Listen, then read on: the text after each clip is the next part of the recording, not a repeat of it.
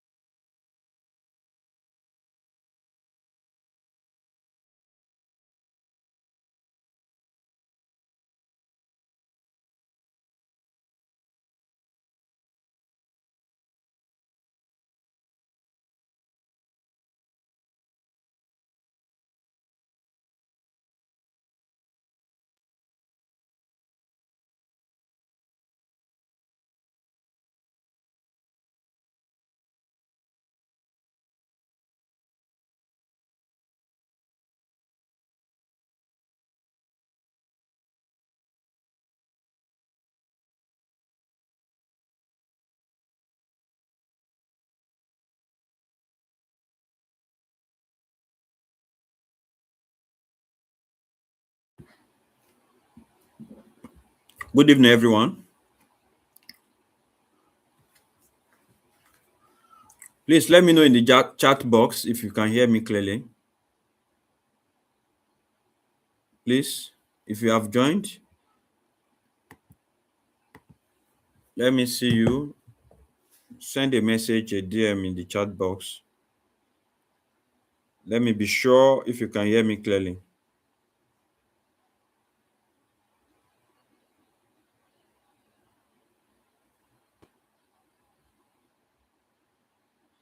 Okay. Fatu, I can hear you, sir. Okay.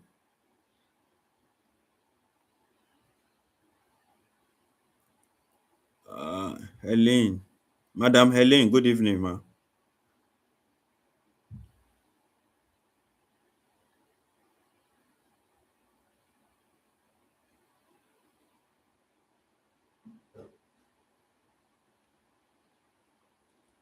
Okay.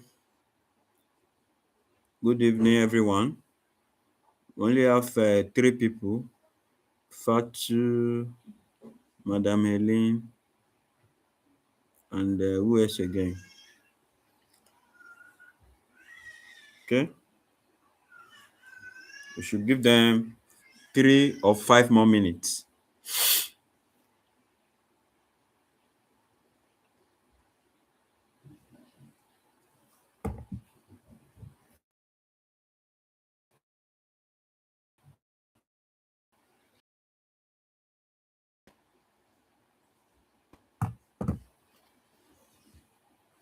You are welcome. You can introduce yourself as you are joining. Good evening. Please react.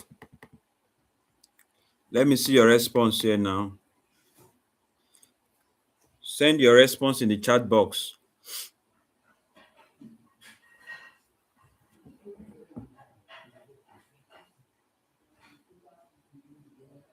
I can see 14 people have joined.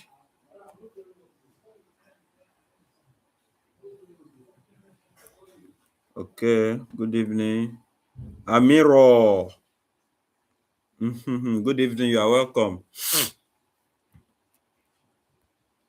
Okay, Shakira, you are welcome.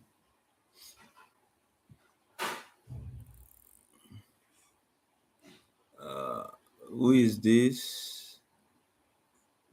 Is it not Praise? Yes, this is Praise. Good evening. Cynthia, good evening. You are welcome. Okay. This is 8:13. By 8:15 we will start. 2 more minutes.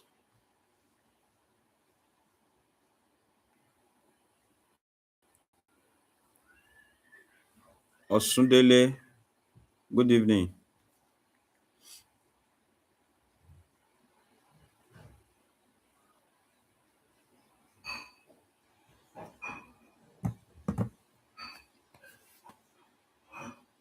We will start exactly by 8:15. 1 more minute. Let me be using that to share my screen.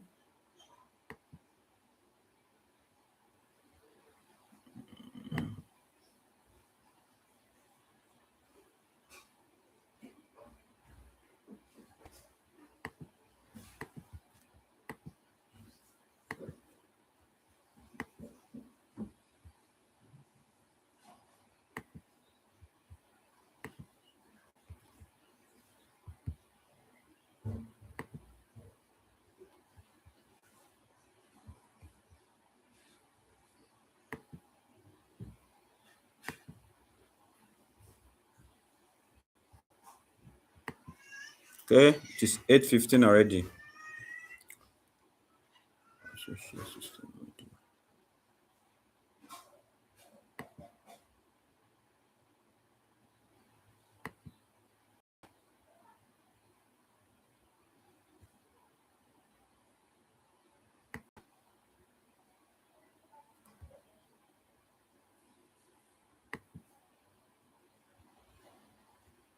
Okay, please identify. Can you all see my screen, please? Signify, please.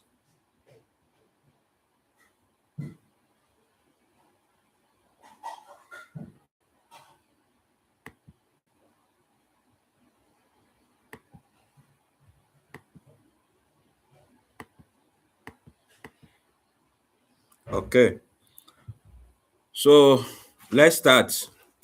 Good evening, one. Good evening once again. Thank you. Let's start. Today, we'll be discussing about non-adrenergic transmission.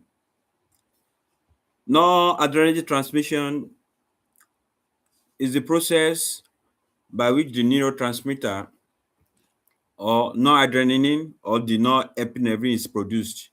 The process by which this catecholamines, norepinephrine, noradrenaline is produced or released and act on the target cells. So basically, we focus on the identification of or identifying the roles of the adrenergic receptors. If you are talking about adrenergic receptors, we are talking about alpha 1 receptors, alpha 2 receptors, beta 1 receptors, B2 receptors, B3 receptors. So, and also our area of focus this evening also, we will also recognize those drugs that affect the different steps in the noradrenergic transmission, including drugs that enhance or inhibit the sympathetic activity. So, non-adrenergic transmission, as I said earlier, we focus on how to identify the different receptors of a non-adrenergic or the sympathetic nervous system. One, we have alpha receptors. Alpha receptors, when alpha 1 receptor is stimulated, it causes what we know as a vasoconstriction, and they also cause what we know as a mydriasis. Vasoconstriction means it narrow the blood vessels. It narrow the blood vessels. Then, if you stimulate the alpha 1 receptor, it also causes what we know as a widening of the or dilation of the pupil. It's widening or dilation of the pupil. So that is, it allows light to penetrate the pupil, be able to see clearly and run and prepare your body for fight or flight. So moving down to alpha 2 receptor, if alpha 2 receptor one of the noradrenergic receptor, when it's being stimulated, one, it inhibits insulin, and also it inhibits renin release. Once alpha 2 is activated, it inhibits insulin. That is to say, it inhibits or stop the production of insulin. And when there is production, when there is pause or a stop in the production of insulin, then we should know there is a danger, there is problem. That is, there will be increase in the blood sugar level. Then the same thing applicable to this, there will be increase in renin release. When the alpha 2 is stimulated, there will be increase, or inhibition, or there will be inhibition in the renin release. Then when there is inhibition in renin release, that is, there will be decrease in what we know as blood pressure. Don't forget that renin release from the kidney contribute to the increase in the blood pressure. But stimulating the alpha 2 receptor, then it will definitely lower the blood pressure, because it causes to stop, stop the inhibition or production of renin release. So moving to beta receptors, we have beta receptors, we have B1, we have B2, we have B3. All these receptors of all noradrenergic receptor that I just mentioned, it is very, very important we all know the location and where and each receptor's role. B1 receptor, when you stimulate B1 beta 1 receptor, it increases what we know as all cardiac properties. That is, increase the force of contraction, inotropic, chronotropic, and then increase the what we know as a cardiac output. Then that will result to the requesting or demanding for oxygen. So when you also stimulate the beta 1 receptor, then it releases what we know as renin, and it releases what we know as insulin. So that means secretion of B1, activation of B1 receptor, renin release, that is, it increase blood pressure. If you release renin, then there will be increase in the blood pressure. Then insulin release, then it's releasing insulin. That is to say, there will be hypoglycemia, because or decrease in the blood sugar level when insulin is being released. Then lipolysis, breaking down of the fat, um breaking down of the fat into fatty acid for energy. So if you stimulate B1 receptor, these are the expected effect. If you stimulate B2 receptor, it causes vasodilation, relax all non-vascular smooth muscle. So it causes B2 receptor activation, causes vasodilation, that is to say, widening of the blood vessels. Then it also relax all these non-vascular smooth muscle in some certain organ like intestine. So the blood vessels of intestine, it dilates, it relaxes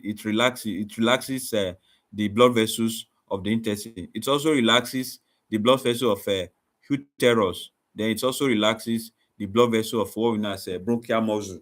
So that is what we know as relax all non-vascular smooth muscle. So if you stimulate B2, it relaxes all non-vascular smooth muscle, and also increase liver and muscle glycogenolysis. Yes. So when you stimulate B2 receptor, muscle glycogenolysis, so it's also break down the store glucose from break down the store glucose, the glycogen, into glucose for energy. So B3 receptor, which is the last receptor for B3 receptor inhibits production of leptin. So inhibit the production of leptin. Remember, I've said this before, leptin is a hormone responsible for I am full, that sends signal to the brain that you are full, that is inhibit the production of leptin. So B3 inhibits the production of leptin. When you have inhibited or stopped the production of leptin, that is to say, what will happen there, class? If you inhibit production of leptin, remember I say leptin is a hormone responsible for I am full hormone, send signal to the brain and instruct your brain to say, okay, you are full, feel like you don't want to eat any other thing. You understand? So if you inhibit that production of leptin, react, send message in this chat. Let me see. So what will happen to your appetite? Is the appetite stimulated or suppressed? Please, I need reaction if you can hear me clearly. Reaction. Anyone? Increase appetite? Anyone? Increase production of leptin. Inhibit production of leptin causes what? Is it increase your appetite or suppress the appetite? So we have seen one response now, increased appetite. Any other person?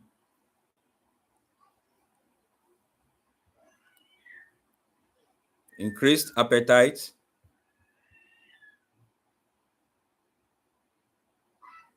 Okay, that's correct. Okay, thank you so much. So classification of adrenoceptors agonists. Thank you, thank you, thank you, thank you.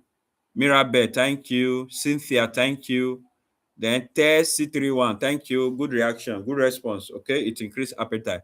So now let's move to the classification of adrenoceptors agonists. We have different classification of adrenoceptors.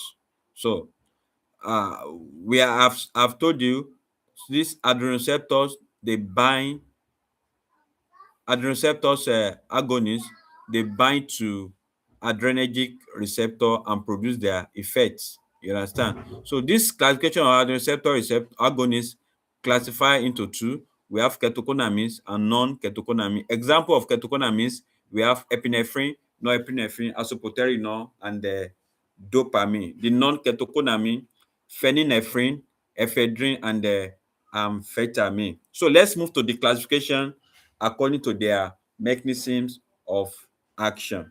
So classification of adrenoceptor agonists according to the mechanism of action.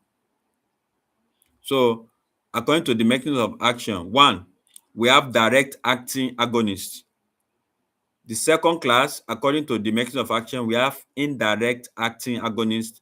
Then the last but not the least, it's a mixed agonist. So direct acting agonist means when you take these agonist medications that belongs to this class, definitely they binds to receptors, stimulate the receptor, activate the receptors, and produce the effect.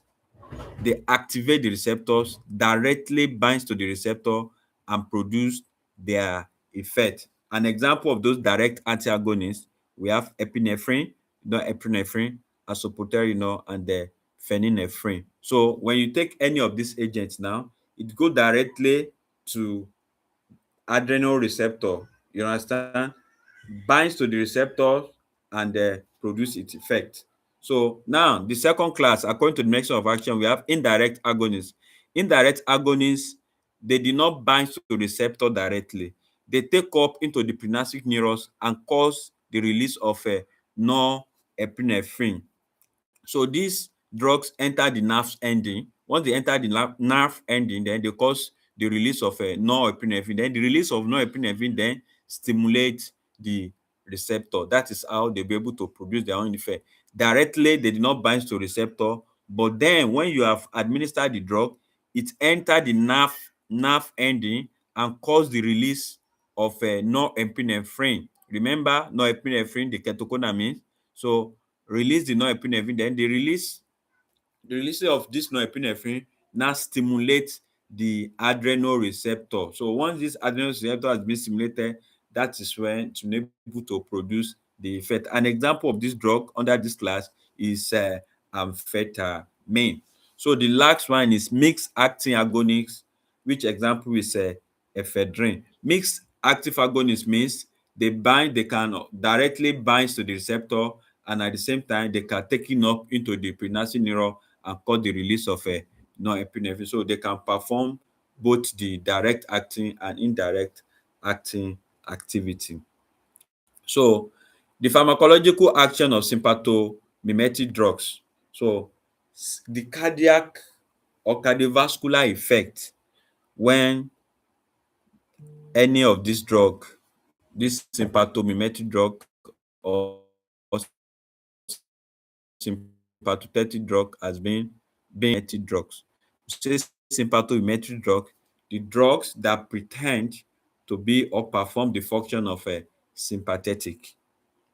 That is sympathomimetic. So if you take the drug that perform or pretend to be sympathetic, then what will now happen to your heart? That is what we want to be seeing here now. B1 receptor, we know the B1 receptors are located in the heart. So now, when you stimulate B1 receptor with any of a sympathomimetic agent, then the expected result is positive inotropic, chronotropic, increased cardiac output, and increased oxygen demand on the myocardium, force of contraction, heart rate, increase the force of contraction, increase the heart rate, and also increase the oxygen demand, and then increase the cardiac output. And when all this cardiac output also being increased, it increase the oxygen demand. That is B1 receptor. So B2 receptor in the smooth muscle are located in the smooth muscle. So they dilate smooth muscle of blood vessels. They dilate the smooth muscle of blood vessels. So alpha 1 receptor now they are located in the what? They are located in the vascular smooth muscle. When you have stimulated alpha 1 receptor with sympathomimetic drugs, it causes what we know as a vasoconstriction of blood vessels, especially in the skin and then in the mucous membrane, leading to the increase in the blood pressure. Okay, so let me see your reaction. If you stimulate B1 receptor, what will happen? Is it decrease in blood pressure or increase in blood pressure? If you stimulate B1 receptors in the heart with a sympathomimetic drug, what is the expected result, or what are the expected results? Is it decrease or increase? React. Let me see your response. Let me see your response, class. Increase in blood pressure. Increase in blood pressure. Okay. Increase in blood pressure. Good. It shows you are following. So when you stimulate B2 receptors in the smooth muscle, so what will be the expected result? Is it vasodilation or vasoconstriction? Good, good, good, good. B2, B2,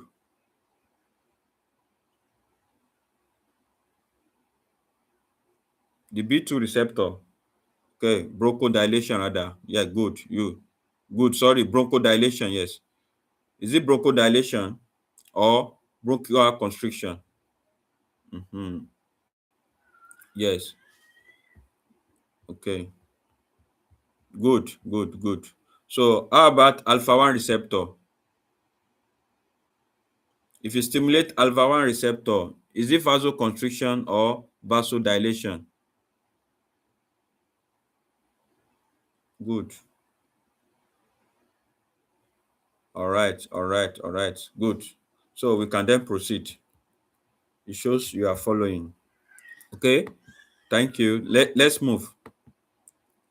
Okay. Effect on the eye. So we stimulate alpha 1.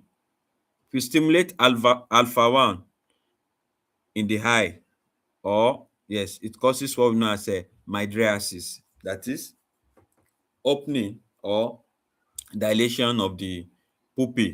So that is to say a dilation of the pupil. So effect on the respiratory tract. So if you stimulate B2 in your respiratory tract, it causes what we know as a ported bronchodilator. It's widening, it dilates your bronchial muscle.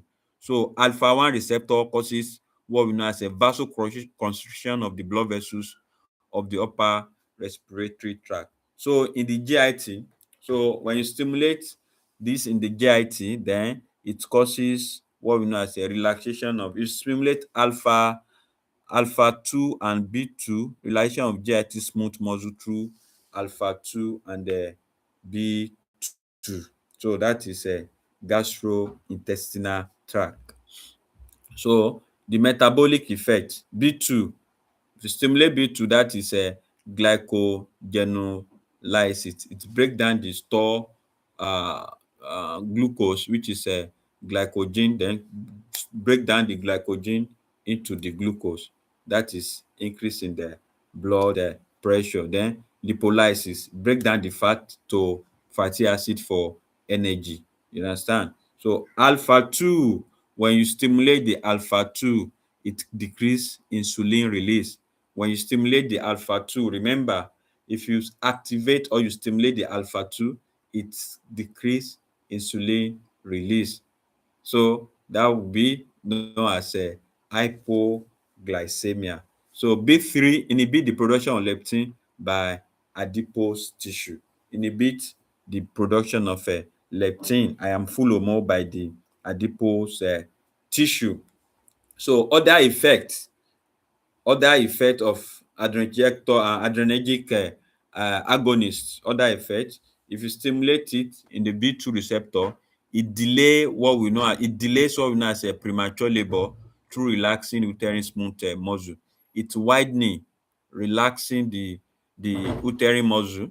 It relaxes the uterine muscles and delay premature labor through relaxing uterine muscle. If it is not if it does not relax, then if it is constriction, it causes what we know as a evacuate the content of utero. But at this junction now, it relaxes the uterine muscle, then it enable the fetus or the content of the uterus to be able to be more comfortable without any difficulties or without any stress. But ADB is constriction. Of course, the content of uterus will be a bit discomfort, and that can cause what we know as a premature delivery or premature labor. But in this case, B2, when you stimulate B2, it delays premature labor through relaxing uterine smooth muscle. So example of if I may, okay, let's proceed. Alpha 1 receptor, if it is being activated or stimulated, it stimulates smooth muscle proliferation in various tissue. This causes production of what we know as more cells, grow of smooth muscle cells, and that can cause what we know as a prostate enlargement, because the smooth muscle cells have increased in number.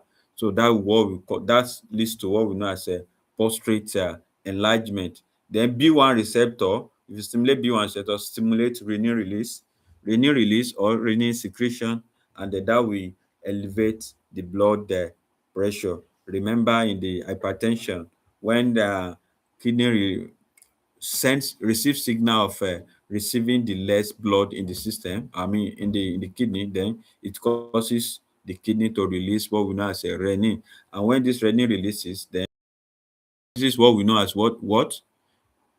Anyone? When renin is being released, what happened again? You can remember in the class of hypertension.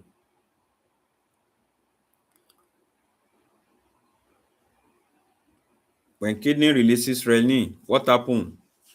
In the case of in an event of hypertension, reaction.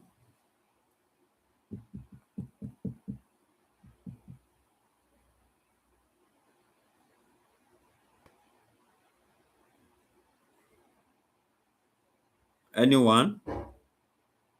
Yes, I know it increases what we know as BP, but there are some certain things that happen that leads to the increase in the blood pressure. That's what I was asking you. That's what I want to know.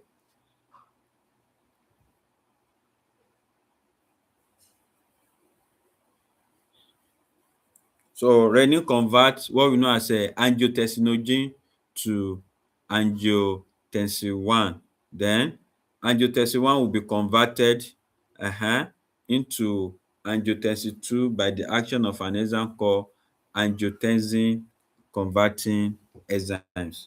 So then angiotensin 2 is a potent vasoconstriction.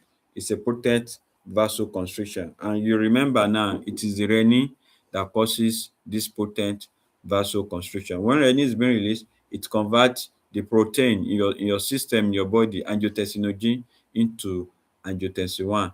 The angiotensin converting enzymes convert angiotensin 1 into angiotensin 2, which is a potent vasoconstriction. Okay, so alpha 2 receptor inhibits renin secretion. Yes, angiotensin 1 to no, renin releases or renin converts angiotensinogen to angiotensin 1. Remember, renin convert angiotensinogen to angiotensin 1. Then angiotensin 1 will be converted to angiotensin 2 by the action of an enzyme called angiotensin converting enzyme. Okay, not angiotensin 1 to angiotensin 2. So it is angiotensin converting enzyme that convert 1 to 2. So, but this one is angiotensinogen. Okay, so let's proceed.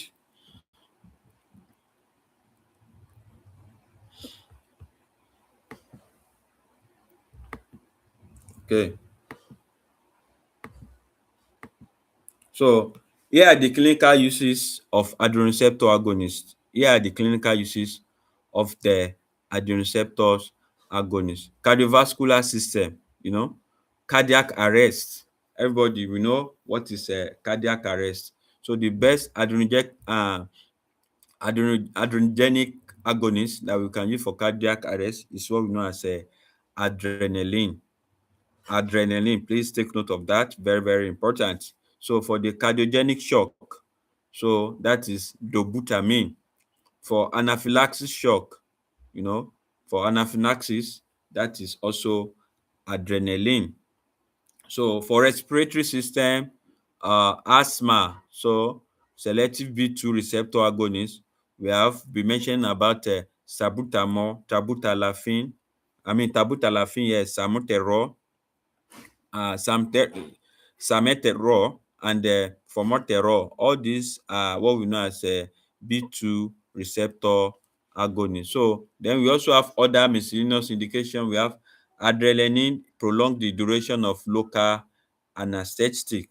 If you combine adrenaline together with anesthetic, it prolong the duration of action of anesthetics agent.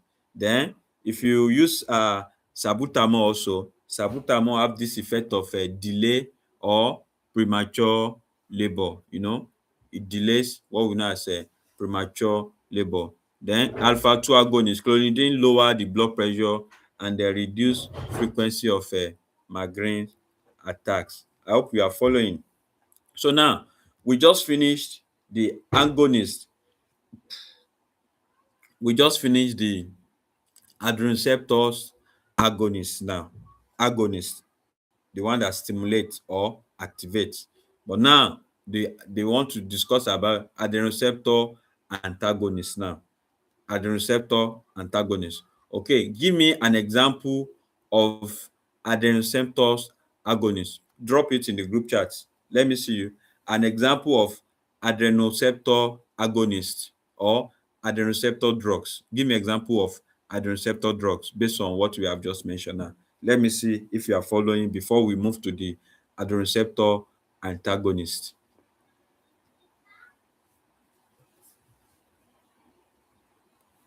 Adrenoceptor, okay. This should be Alabi. Okay, it's Amiro because Alabi likes Fomotero very, very well. That's good. Amiro, I know you will remember this. It's fine. Another one.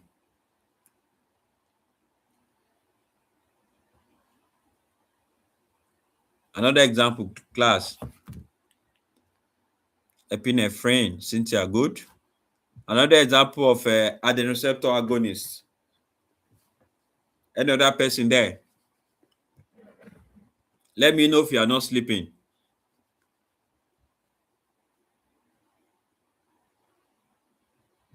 Good, dobutamine. Please, who is this TESS? The person I need your name. What's your name? Who is this person, please? Praise epinephrine. Who is this TSC31 that just messaged Dobutam? Who is that? Okay, Zainab. That's good. Adrenaline. Praise epinephrine. Anastasia. It's anesthesia. Okay. Okay, that's good. You are following. Good. You are very active. Zainab Abdullahi, the great politician. Good. Fenin Efrain, Cynthia. Okay. Now, you have shown to me that we can now proceed. Shakira Epinephrine. Good. We can now proceed to, okay, Anastasia. Okay. Annie. Okay, Annie. Annie is fine with me. Okay. Asopoteri, no. Okay, good. So let's move to the adrenoceptors antagonists. So we're almost done. We're almost done. It's not an elongated class. We are almost done. In the next few minutes, we call it a day. We wrap it up. Okay. So let's move to the adrenoceptor antagonists. So we have alpha receptor antagonists before we move to the beta receptors antagonist. This is alpha receptor antagonist, the drugs that binds to alpha receptor and stop the action or stop the activation or stimulation. They prevent, they put a stop, that is a break to the action in the that might happen to the alpha receptor. But here now, the antagonist. So now, non-selective, that is, they can bind to alpha 1 and at the same time they can also bind to the alpha 2. So non-selective, we have phenoxybenzaimine and the phentolamine. Phenoxybenzaimine and what? Phentolamine. Then for alpha 1 selective antagonist, alpha 1 selective antagonist, remember, phenoxybenzaimine can either bind to 1 and at the same time they can also bind to alpha 2. They are not being restricted. They are not selective. They can bind, they can eat money, this money here, this money here. They are not selective. So, but alpha 1 selective antagonist, know the alpha 1 selective antagonist. They are prazosin, terazosin, doxazosin. So all these are alpha 1 selective antagonists. They cannot bind to alpha 2. If they bind to alpha 2, there will be serious problem. But they strictly binds to alpha 1 selective antagonist. So selective antagonist, alpha 2 also have its own selective drug that binds to only alpha 2 without having any effect or concern or any business with alpha 1. So alpha 2 selective antagonist, we have yohibine, idaxosin. So these two drugs now, they bind to alpha 2 receptor. So yohibine, it's used, but they are no longer used. They are no longer in use now, clinically. Before, it is being used for erectile dysfunction, inability to in the men, in daxosan. So it is used for cognitive and the schizophrenia, but they are no longer in use again for cognitive and the schizophrenia. So they are not clinically in use now. But let's see the clinical uses of adrenoceptor antagonist. One, you have been seeing phenoxybenzaimine used in case pheochromocytoma in preparation for surgery. Phenoxybenzaimine is used. Pheochromocytoma is a tumor that release or excess secretion of what we know as catecholamines, excess secretion of adrenaline and non-adrenaline. That is a pheochromocytoma. So tumor that increase excess secretion of adrenaline and non-adrenaline. This adrenaline, don't forget, and non-adrenaline, don't forget, they are sympathetic neurotransmitter. They are adrenoceptor agonists. They bind to B1 and or what you know as adrenoceptor or adrenergic receptor. Okay, so phenoxybenzaimine, they blocks both alpha 1 and they blocks what we know as alpha 2. So we also have pentolamine. It produces a competitive blocking of alpha 1 and alpha 2 receptor, short acting few hours both during and both drug causes what we know as postural hypotension and reflex tachycardia. So we also have prazosin. So We also have doxazosin and terasocin. We have tamsulosin and then we have fibrin. All these are adrenoceptor antagonists. Adrenoceptor antagonists with their clinical use. I say mean selective alpha 2 antagonist, and it is not used clinically anymore. Remember, I said it is being used for what we know as a erectile dysfunction, but now it's not clinically used again. So tamsulosin is a selective alpha 1 antagonist useful in patients with urinary retention, inability to pee, so due to prostate hypertrophy. So they use tamsulosin for urinary retention. Okay, so talking about prazosin, have what we know as a short half-life. When I'm talking about half-life, we are talking about the time it takes for 50% of drug to the 50% of drug to be removed from the body. That is half-life. So now prazosin have what we know as a short half-life. Doxazosin and terasocin, they have longer half-life compared to prazosin, allowing once daily dosing. So those are just the adrenoceptor antagonists, their clinical uses. So beta adrenoceptor antagonists. We finish with alpha antagonists. Here are the beta adrenoceptor antagonists. We have non-selective and we also have selective.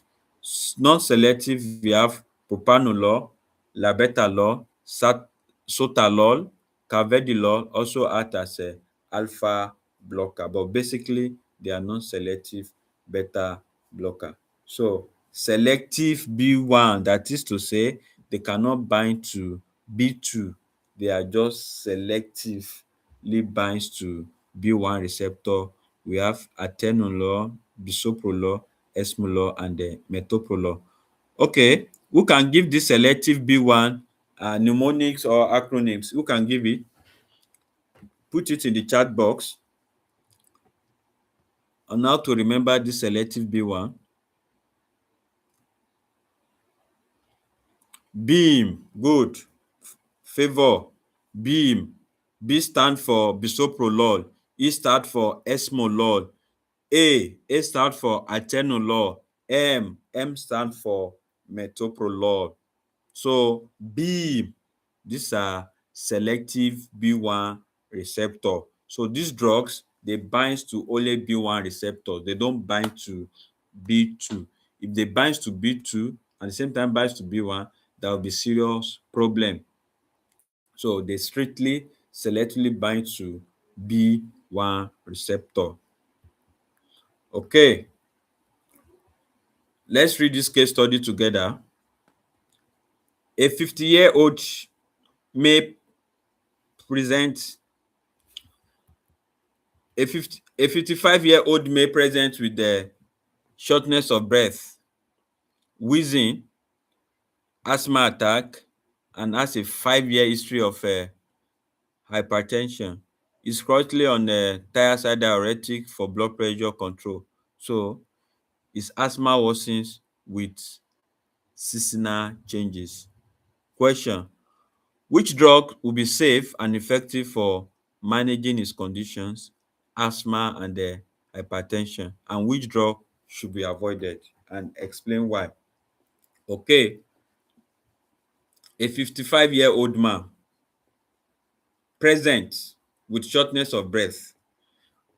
55-year-old male patient present with shortness of breath, wheezing. So all these symptoms, shortness of breath and the wheezing, now shows the patient has asthma history and has a 5-year history of hypertension, and also have history of hypertension. Is currently on a thiazide diuretic.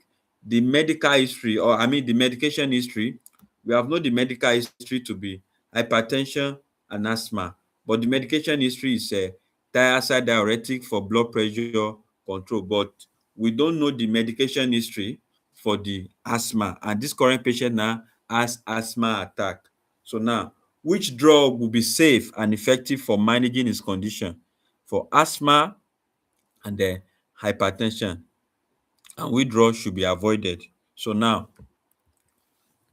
for asthma, if you go back to the our previous slides, this patient needs B2 selective agonist, not non-selective. B2, that is, that will strictly bind to the B2 receptor, and that drug is salbutamol, so, or terbutaline. Then these drugs relax the bronchial smooth muscle to relieve wheezing and the shortness of breath. They are selective for B2, so they don't stimulate the heart too much.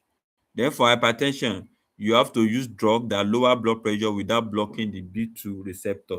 So you have to select drug. If it is very important for you to use the beta blockers, then you have to selectively use B1, B receptors, no, I mean selective B1 receptor, the drug that always binds or block the beta 1 receptor, without having an effect in B2. So an example of that drug that selectively binds the B1 receptor so that the blood pressure can can drop to lower the blood pressure is what we tagged earlier as a beam. Either you use what we know as esmolol, atenolol, misoprostol, what is the other one there? Atenolol, esmolol, any other one? Class, any other one? Atenolol, I've mentioned atenolol as example of B1 selective, and I've mentioned esmolol.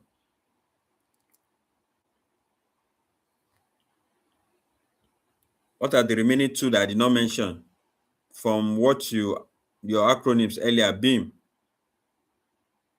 metoprolol. What is the last one? The last one I mentioned esmolol, atenolol.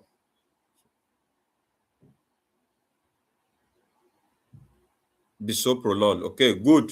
So if it is very important for you to use beta blocker to manage this patient hypertension, then you are to use what we know as a selective B1 receptor.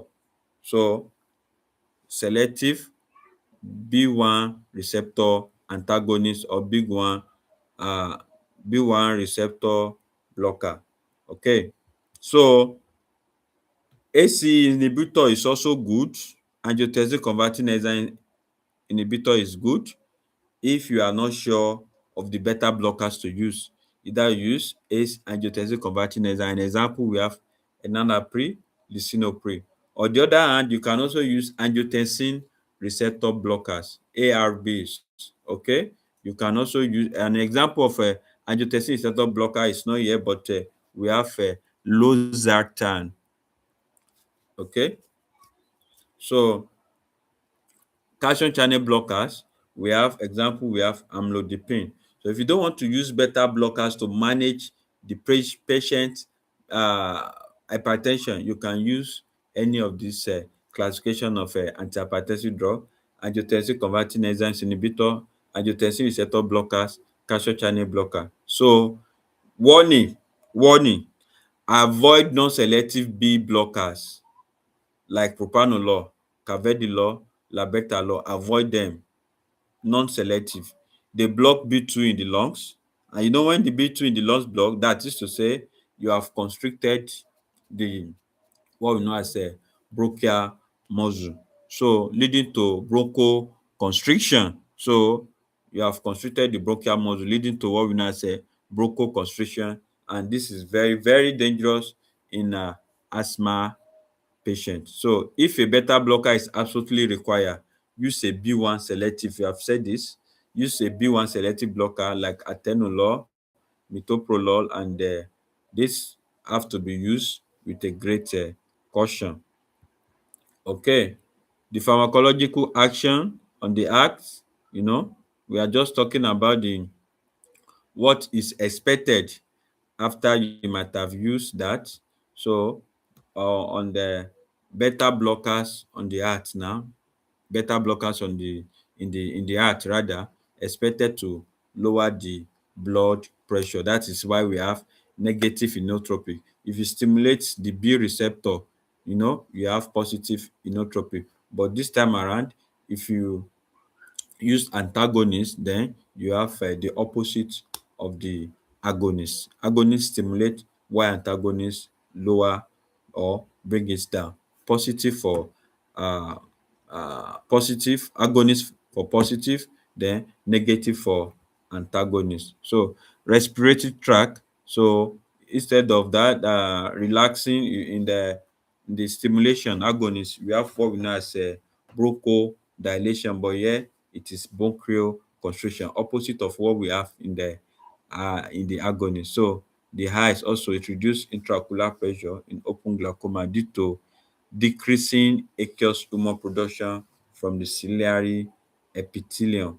Okay, so now here are the clinical uses of a antagonist, beta antagonist. Okay, labetalol, a competitive alpha 1 B1, it's used in the management of hypertension. So they are beta blockers and are less effective in blacks and the elderly. So remember, they are not that effective in a black or elderly patient.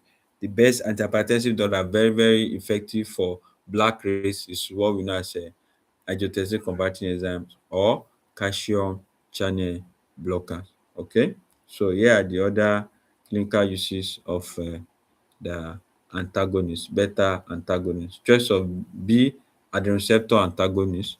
We have pindolol.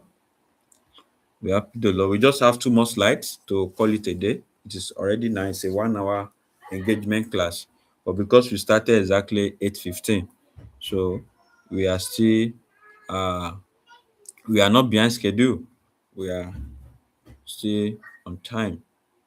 So pindolol and acebutolol, they are effective in hypertensive patients with moderate bradycardia. They are very effective in hypertensive patients with moderate bradycardia.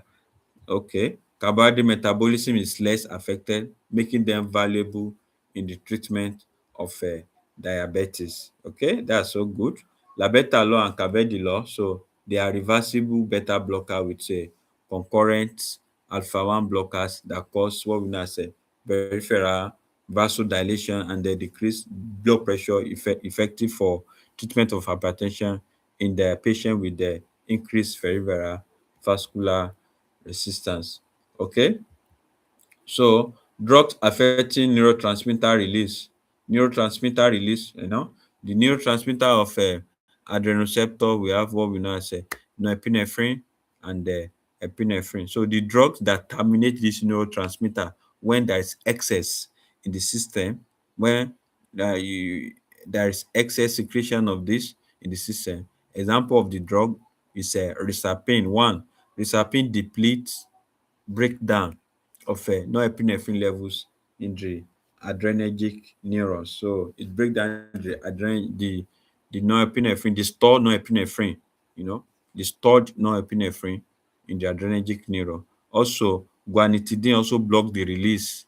So it prevents the release of norepinephrine. So and this, when all this, it leads to what we know as it lower the blood pressure and lower or decrease the heart rate. But remember, guanidine causes orthostatic hypotension and the male sexual dysfunction. That is the side effect of using guanidine.